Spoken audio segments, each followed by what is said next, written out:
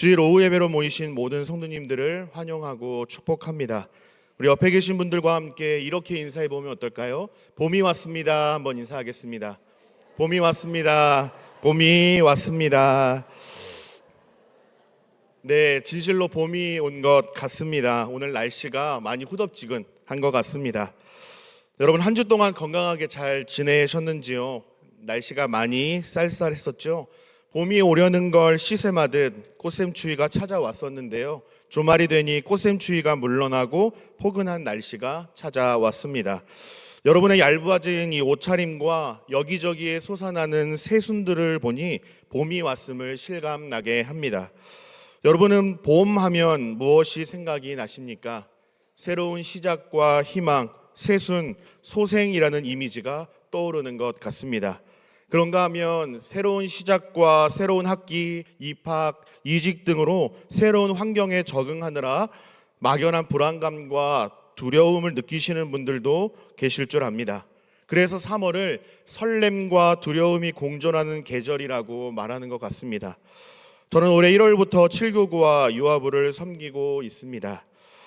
3월을 맞아서 유아부에서 가정신방을 시작을 했는데요. 모든 부모님들의 고민 중에 하나가 아이들이 어린이집과 유치원, 유아부 생활에 잘 적응하는 것이었습니다. 새로운 환경에 잘 적응하고 좋은 선생님과 좋은 친구들을 만나서 건강하고 예쁘게 잘 지내는 것이 정말 중요하다라는 생각이 듭니다. 뿐만 아니라 저는 3040 세대가 모여있는 7교구를 처음 맡아서 세워가는 중에 있습니다. 그래서 설렘과 두려움 그 사이에서 많은 감정의 줄타기를 하고 있는 것 같습니다. 어떤 감정들이 있을까요?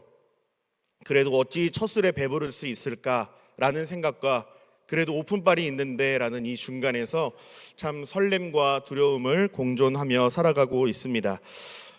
7교구를 위해서 기도해 주시기를 간절히 부탁드립니다.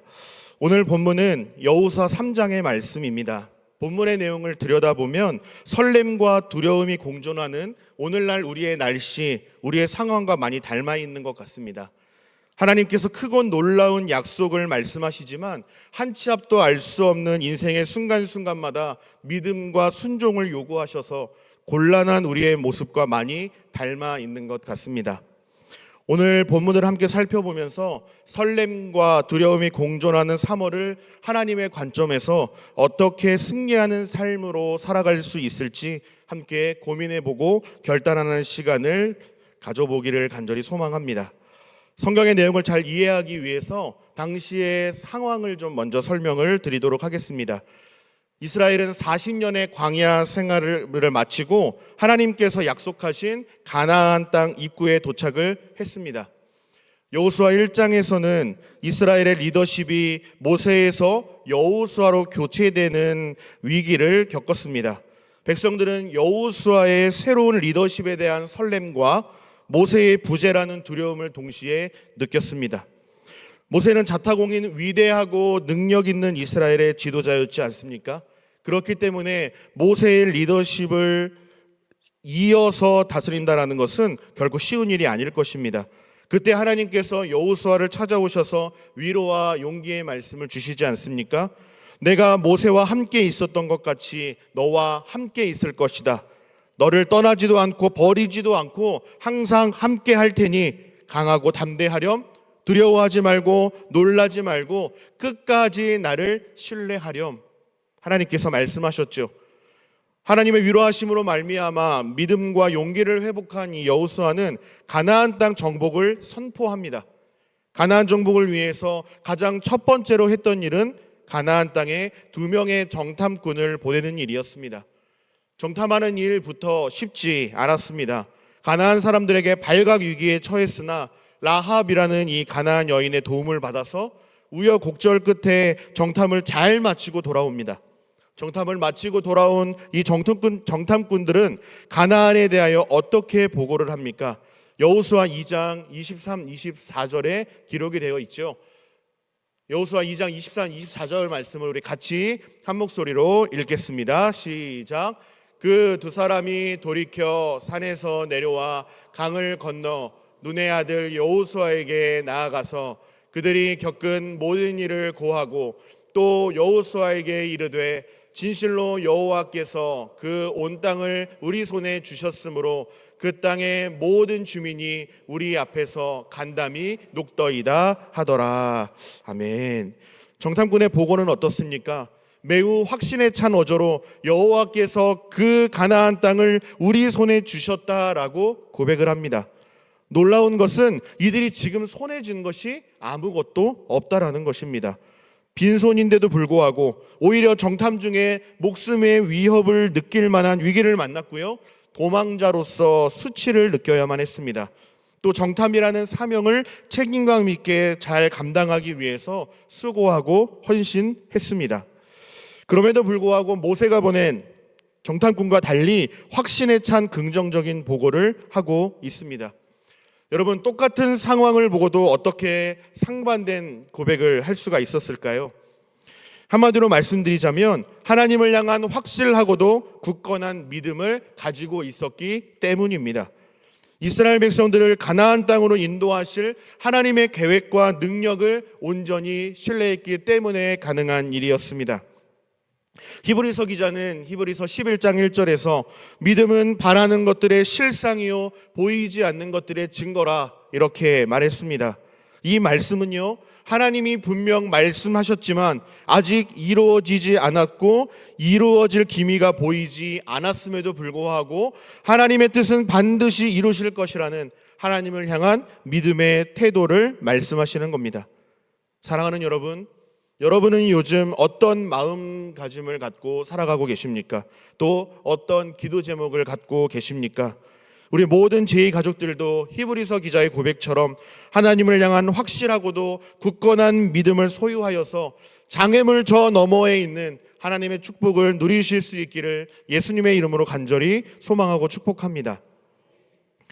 두 정탐꾼의 보고를 들은 여호수아는 어떤 반응을 보입니까? 여호수아 3장 1절에서 자세히 기록하고 있는데요, 여호수아 3장 1절 말씀도 우리 같이 한 목소리로 읽겠습니다. 시작. 또 여호수아가 아침에 일찍이 일어나서 그와 모든 이스라엘 자손들과 더불어 시딤에서 떠나 요단에 이르러 건너가기 전에 거기서 유숙하니라. 아멘. 여호수아는 아침 일찍 일어나서 이스라엘 자손들을 데리고 시딤을 떠나서 요단 가까이로 이동을 했습니다. 아침에 일찍 일어났다라는 것은 하나님의 말씀에 즉각적이고도 적극적으로 순종하는 모습을 나타냅니다. 확신에 찬 보고를 했던 두 정탐꾼처럼 하나님을 향한 믿음과 확신을 소유했던 이 여호수아의 모습을 잘 보여주고 있습니다. 시딤에서 요단강까지가 약 12km 정도 된다라고 알려져 있습니다. 이해를 돕기 위해서 제가 이곳저곳 내비게이션을 좀 찍어 보니까요, 교회에서 검단 신도시나 인천국제공항 정도까지가 약 15km 정도 된다라고 합니다. 어느 정도 감이 오시지요? 우리가 도로가 잘 깔려 있어서 직선 거리로 한 5시간 정도만 걸어가면 도착한다라고 내비게이션이 나오더라고요. 그런데 당시에 도로 사정이 매우 열악했죠. 또 어린아이들과 어르신들, 가축들까지 데리고 다 함께 이동하려면 훨씬 더 많은 시간, 수일의 시간이 필요했을 것입니다. 그럼에도 불구하고 여호수아는 하나님을 신뢰함으로 백성들을 약속의 땅 가나안 땅으로 인도해 가고 있습니다. 그런데 하나님은 백성들이 요단강가에 도착하자마자 서둘러 요단강을 건너라고 말씀하지 않으십니다. 오히려 요단강을 건너가기 전에 유숙하라라는 명령을 하십니다. 여러분, 말씀을 보니까 며칠을 머물렀습니까? 2절에 보니까 사흘, 곧 3일을 머물렀다라고 말씀을 하고 있습니다. 하나님을 신뢰했던 여호수아는요, 하루고 이틀이고 3일이고 기다릴 수 있었습니다. 하나님의 말씀에 언제든지 순종할 수 있는, 항상 준비하고 영적으로 깨어있는 지도자였기 때문입니다. 사랑하는 여러분, 하나님께서 요단강을 바로 건너라고 말씀하지 아니하시고 3일 동안 머물게 하신 이유가 무엇입니까? 첫 번째는 상황적인 이유 때문입니다. 이스라엘 백성들에게 있어서 요단강은 매우 생소한 지역이었습니다. 게다가 건너편에 적군이 주둔하고 있었기 때문에 모든 행동에 신중을 기해야만 했습니다. 두 번째는 하나님의 의도가 담겨 있습니다. 요단강이 평상시에는 물이 별로 없습니다. 누구나 수월하게 건널 수 있는 작은 강에 불과합니다. 그런데 곡식을 거두는 시기가 되면 우기에 접어들면서 비가 많이 내리고요. 또 헬몬산의 눈과 얼음이 녹아서 요단강으로 흘러내리면서 물이 범람하는 위험한 강이 된다라고 합니다. 이스라엘이 지금 이 시기에 요단강을 건너고자 하는 것입니다. 이 부분에서 우리는 이런 질문을 던질 수밖에 없습니다. 하나님은 도대체 왜 평범한 때, 건너기 쉬운 때가 아니라 강이 범람하는 위기의 때에 요단강을 건너도록 인도하셨을까라는 질문입니다. 요단강을 건너는 것은 가나안을 정복하기 위한 첫 번째 관문이었습니다. 다음 단계로 도약하기 위해서, 앞으로의 전쟁에서 승리하기 위해서, 백성들의 사기 증진을 위해서라도 반드시 승리해야만 했습니다. 성공해야만 했습니다. 하지만 하나님은 불가능과 실패를 목도하기를 바라셨습니다. 요단강 근처에서 3일을 머무르면서 이 범람하는 강을 보면서 저 강을 건너는 일은 불가능한 일이야. 저 강을 건너는 것은 정말 미친 짓이야. 지금 저 강을 건너면 우리 모두 다 죽을 수 있어 라는 이 고백을 이끌어내게 하신 것입니다. 우리 힘으로는 절대 할 수 없는 일이라는 이 약함과 불가능을 인정하기를 하나님께서 원하셨다라는 겁니다. 이것은요, 이스라엘 백성들의 잘난 체와 교만이 싹트기 전에 이미 하나님은 가지치기를 하신 겁니다. 철저히 막으시고 끊어내신 것입니다. 철저히 하나님께서 행하신 일이라는 사실을 보여주고 싶으셔서 가능성을 제로로 만들고 시작하신 것입니다. 만약 하나님께서 이렇게 시작하지 않으신다면 이스라엘 백성들은 하나님의 은혜에 감사하고 찬송하기보다 나의 노력과 수고와 공로를 자랑할 것이 불보듯 뻔했기 때문입니다.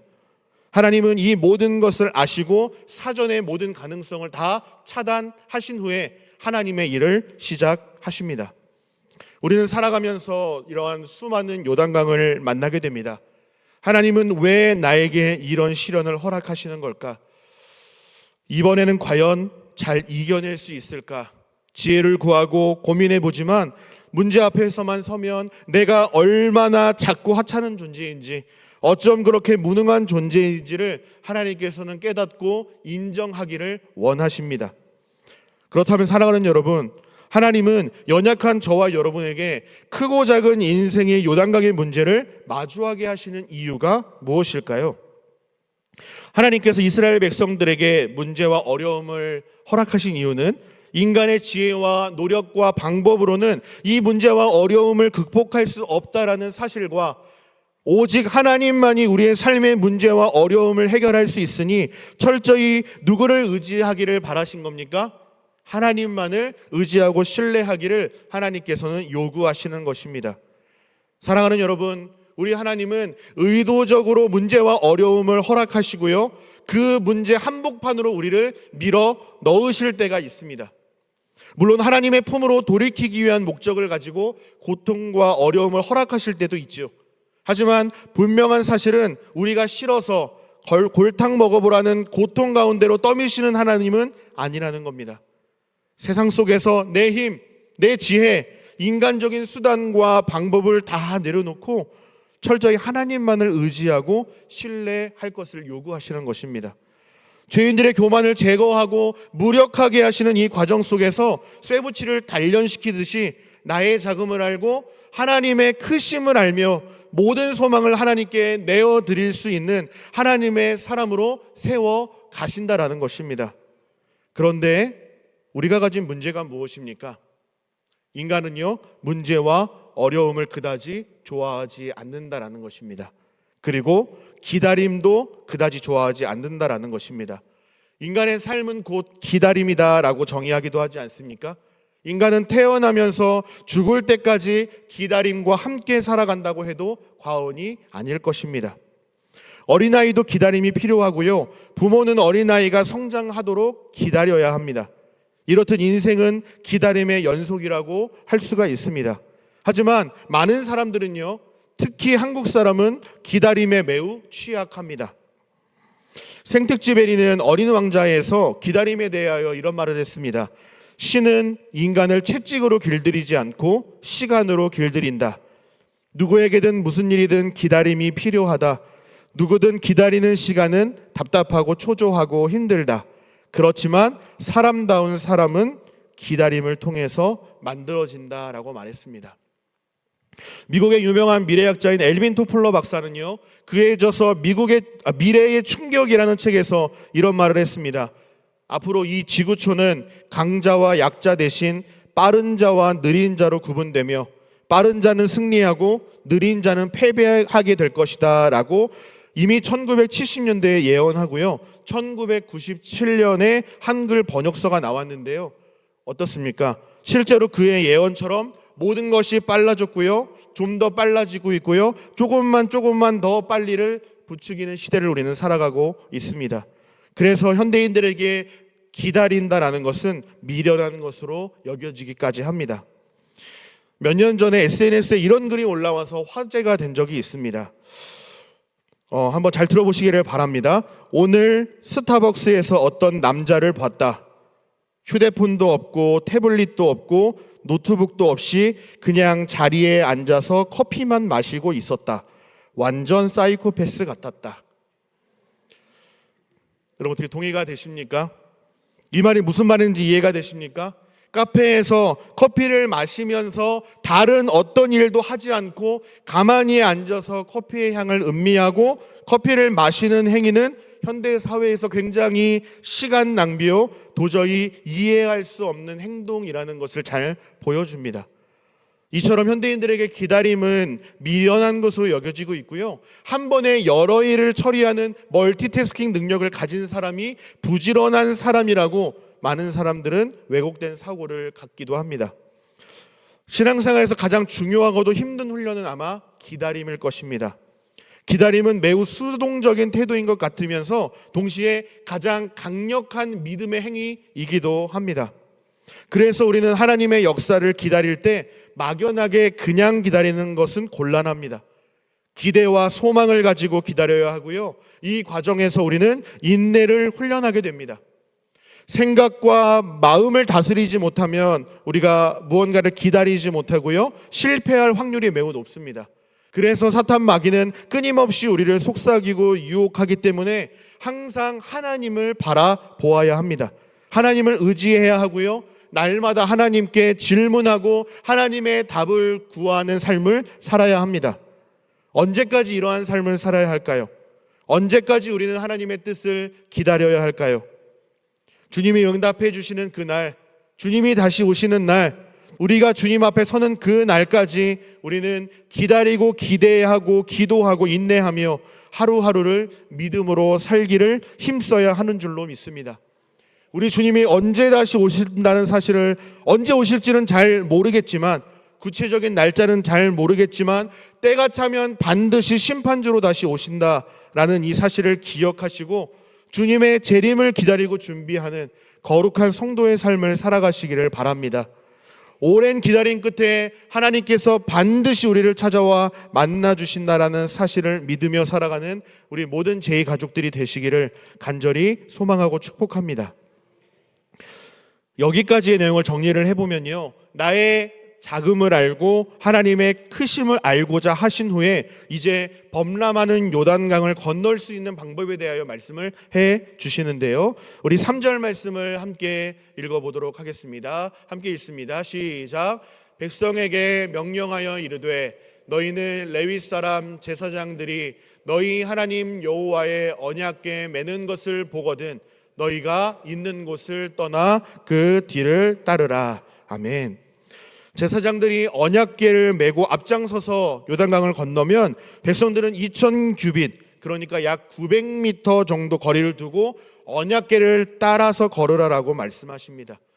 하나님께서 이렇게 말씀하시는 이유는요, 거룩하신 하나님을 대면하지 못하도록 하면서 동시에 하나님을 경외하며 하나님께서 일하실 것들을 멀리서 바라보며 믿음을 가지고 따라오라라는 요구였습니다. 당시 자세한 상황을 말씀드리면 하나님의 요구에 순종하기가 매우 어려웠던 상황입니다. 과거에 경험했던 홍해는요, 이미 물이 갈라져 있어서 마른 땅을 건너갔으면 됐습니다. 그런데 이제는 그렇지 않습니다. 물이 범람하는 거센 강물을 뚫고 건너야만 했습니다. 일반적인 해결책은 아니죠. 하나님께서 요구하신 방법은 인간의 이성으로는 도저히 이해가 되지 않습니다. 섣불리 강물에 발을 담기가 매우 곤란합니다. 잘못했다가는 강물에 떠내려갈 수도 있는 위험천만한 상황이 기다리고 있습니다. 그렇지만 하나님은 오직 하나님을 향한 믿음과 신뢰, 순종을 요구하신 것입니다. 놀라운 일이 일어났습니다. 놀라운 것은 언약궤를 맨 제사장들이 강에 발을 담그는 순간 어떻게 되었습니까? 강물이 멈추고 이스라엘 백성들이 요단강을 마른 땅처럼 걸을 수 있게 되었다라는 매우 동화 같은 일이 일어났습니다. 하지만 성경에 기록된 모든 내용은요, 실제로 일어난 하나님께서 베풀어 주신 기적이라는 사실을 여러분 믿으시기를 바랍니다. 하나님께서 베풀어 주신 이 놀라운 기적의 사건을 대하면서 이 세대를 살아가는 우리에게 요구하시는 것은 무엇일까요? 하나님은 전능하신 능력의 하나님이시지만 이렇게 기적을 행하여 주시는 이유와 목적이 반드시 있으시다라는 사실입니다. 하나님께서 요단강 도하 기적 사건을 허락하신 이유가 무엇일까요? 첫 번째는요, 여호수아의 권위를 세워주기 위함이었습니다. 우리 여호수아 4장 14절 말씀도 같이 한번 읽어볼까요? 4장 14절 말씀입니다. 시작. 그날에 여호와께서 모든 이스라엘의 목전에서 여호수아를 크게 하심에 그가 생존한 날 동안에 백성이 그를 두려워하기를 모세를 두려워하던 것 같이 하였더라. 아멘. 3장 7절 말씀은 제가 읽겠습니다. 여호와께서 여호수아에게 이르시되 내가 오늘부터 시작하여 너를 온 이스라엘의 목전에서 크게 하여 내가 모세와 함께 있었던 것 같이 너와 함께 있는 줄을 그들이 알게 하리라 그랬습니다. 이스라엘의 영향력 있는 지도자 모세가 죽고요, 여호수아라는 새로운 리더십으로 교체된 상황입니다. 여호수아는 가나안 정복이라는 크고 무거운 사명을 맡게 되었습니다. 지금 이 시점에서 여호수아에게 가장 필요한 것은 무엇일까요? 하나님께서 보시기에 여호수아에게 모세와 같은 영적인 권위, 리더십이 필요하다라고 보셨던 겁니다. 그래서 여호수아의 지도자로서 영적 권위를 세워주고 모세와 함께 하셨던 것처럼 여호수아와도 함께 하시는 것을 보여주면서 가나안 정복을 끝까지 잘 감당할 수 있도록 믿음과 용기를 허락하신 것입니다. 요단강 도하 기적 사건을 통해 주시는 교훈 두 번째는요, 언약궤와 관련이 있습니다. 우리가 서 있어야 할 자리를 아는 것도 지혜입니다. 가야 할 곳, 가지 말아야 할 곳을 철저히 구분하는 것도 지혜일 것입니다. 우리가 서야 할 자리가 어디라고 말씀합니까? 언약궤를 가까이 하지 말라라고 말씀하고요, 언약궤보다 앞서서도 안 되고 언약궤 뒤에 서서 경외하는 마음으로 그 뒤를 믿음으로 따라야 한다라고 말씀을 하고 있습니다. 여호수아 3장 3절과 4절 말씀을 보시면 이렇게 되어 있습니다.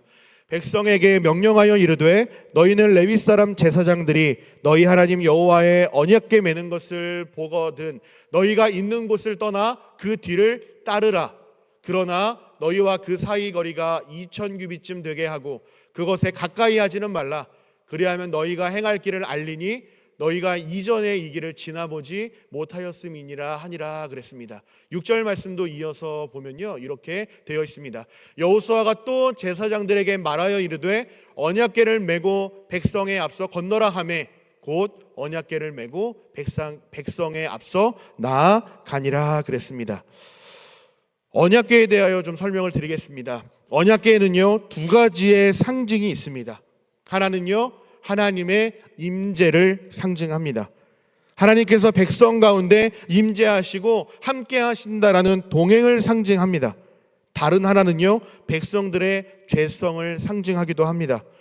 여러분, 언약궤 안에 들어있는 세 가지의 물건이 무엇인지 아십니까? 십계명이 새겨진 돌판과 아론의 쌍난 지팡이, 그리고 만나가 담긴 항아리가 들어있습니다. 이 세 가지의 물건은요, 이스라엘의 실패를 담고 있는 물건들입니다. 즉 인간의 죄성과 연약함을 상징하는 물건들이죠. 하나님의 임재를 상징하는 이 귀한 언약궤 안에 인간의 죄성과 타락을 상징하는 세 가지 물건을 같이 담아놓은 이유가 무엇일까요? 하나님의 사랑과 거룩하심이 인간의 연약함과 죄성을 가려준다, 덮어준다라는 의미가 있습니다. 죄인된 우리는 죄와 절망과 죽음밖에 만들어낼 수 없는 소망 없는 자들이요, 우리의 죄를 가려주고 덮어주고 사회해 줄 수 있는 하나님의 은혜가 절대적으로 필요한 자들이라는 죄인된 정체성을 날마다 기억하며 살아갈 것을 우리에게 요구하시는 것입니다.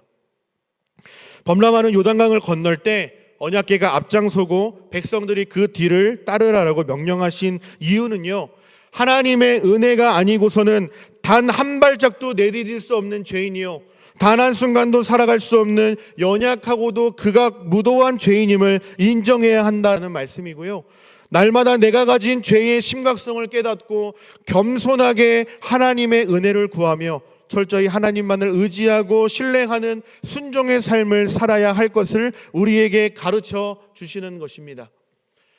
성경에 여러 가지 번역본이 있는데요, 새 한글 성경이라는 번역본이 얼마 전에 나왔습니다. 그래서 10절 하반절과 11절 말씀을 새 한글 성경으로 보니까 이렇게 되어 있는데요, 한번 잘 들어보시기를 바랍니다. 이로써 여러분 가운데 하나님이 살아계신다는 것을 알게 될 것입니다. 그분이 여러분 앞에서 반드시 이방 민족을 몰아내실 것입니다. 온 땅의 주인이요 생명의 주관자 되신 하나님께서 여러분보다 앞서서 요단강을 건너 가십니다라고 되어 있습니다. 언약궤가 백성들보다 앞서 걷는 것은 왕이신 하나님께서 백성들보다 먼저 가는 것이요 백성들을 인도하신다라는 것을 상징합니다. 이스라엘은 하나님의 인도하심에 따라서 요단을 건너 약속의 땅인 가나안 땅으로 비로소 들어갈 수가 있습니다. 그들의 노력과 열심이 아니라 하나님의 도우심으로 말미암아 가나안 땅을 들어갈 수 있고 정복할 수 있다라는 말씀입니다. 우리가 살아가는 이 시대도 마찬가지입니다. 우리는 예수님의 초림과 재림 사이의 신약 시대를 살아가고 있습니다.